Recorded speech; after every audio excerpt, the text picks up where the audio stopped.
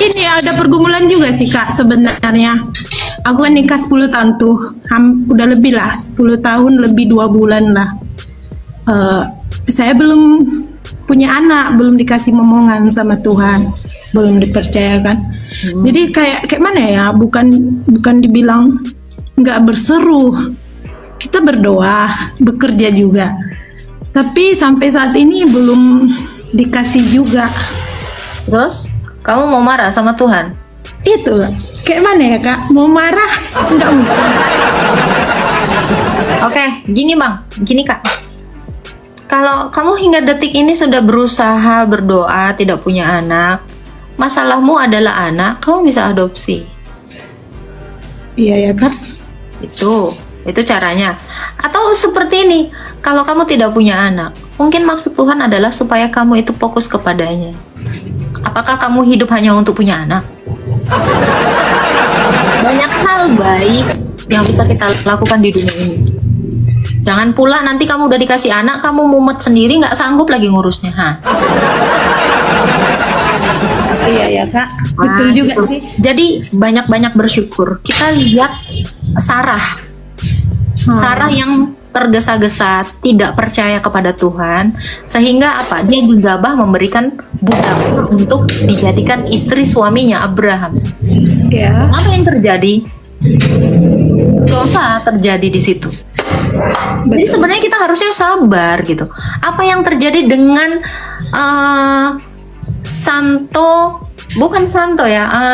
Jana Suci Yoyakim dengan Hana, ibu dan bapak dari Bunda Maria. Jangan-jangan gak ada yang kenal lagi nih. Iya. Hana dan Yoyakim itu juga lama punya anak, Maria, Bunda Maria. Tahu Bunda Maria kan? Ibu kemanusiaan Yesus.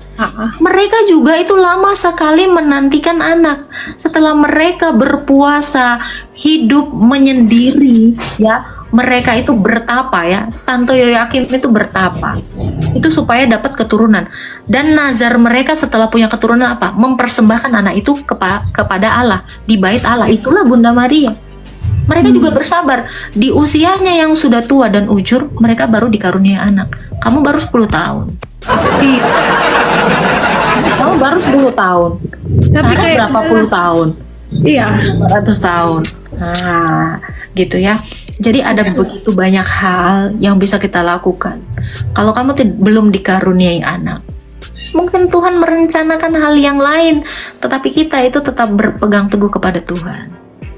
Bahwa semua yang kita alami, serangkaian kisah hidup yang kita alami, itu adalah penggenapan dari kehendak Allah yang baik untuk kita. Iya Kak ya. Cukup hanya berpegang sama itu aja. Bahkan jangan-jangan kamu lebih happy dengan tidak punya anak.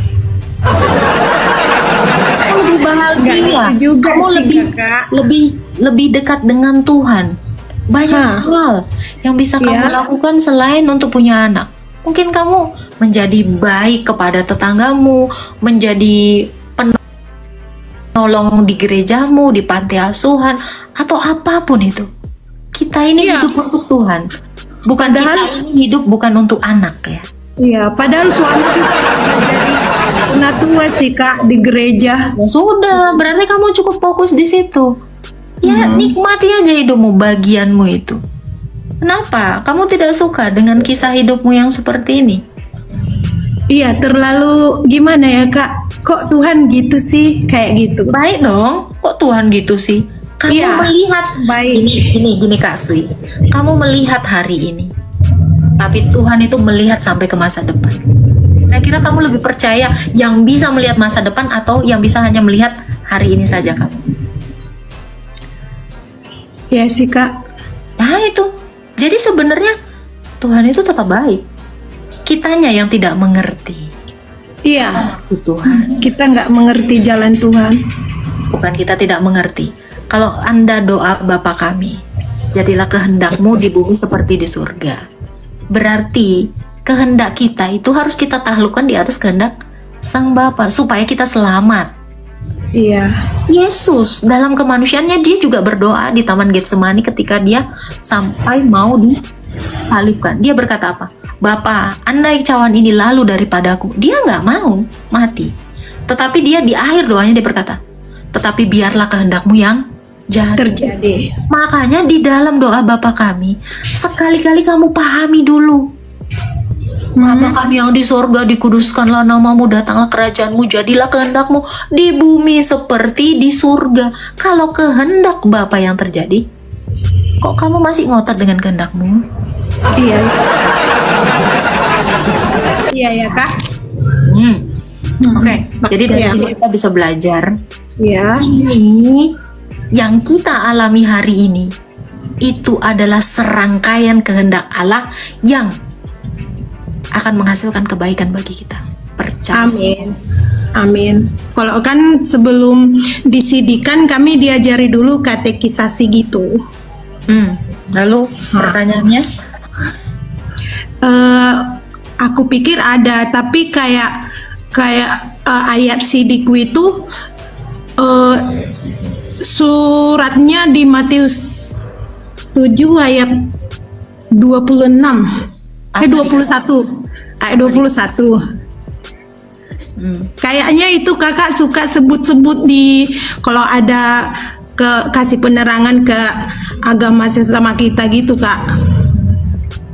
Itu di mana? Di Matius 7 ayat 21. Bukan setiap orang yang berseru-seru kepadaku. Itu bukan yang berseru. Bukan Meksidi itu. Iya, itu ayatnya untuk aku gitu kak.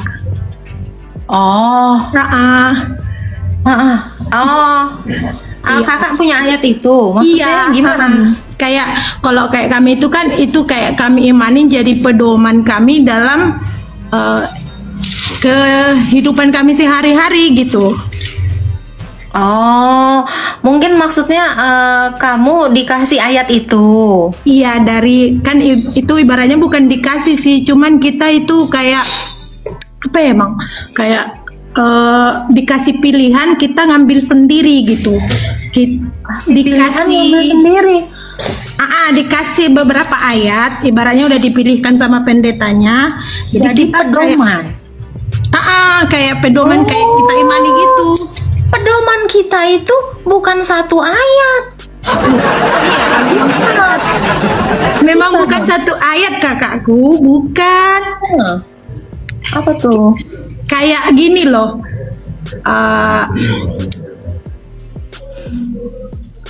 Itu hafalan. Bukan ayat hafalan, kayak dikasih ke kita di saat kita naik CD itu di beberapa ayat lah kayak di kayak mana ya aku bilang ya kamu dikasih satu ayat untuk kamu ingat-ingat terus dalam hidupmu gitu kan.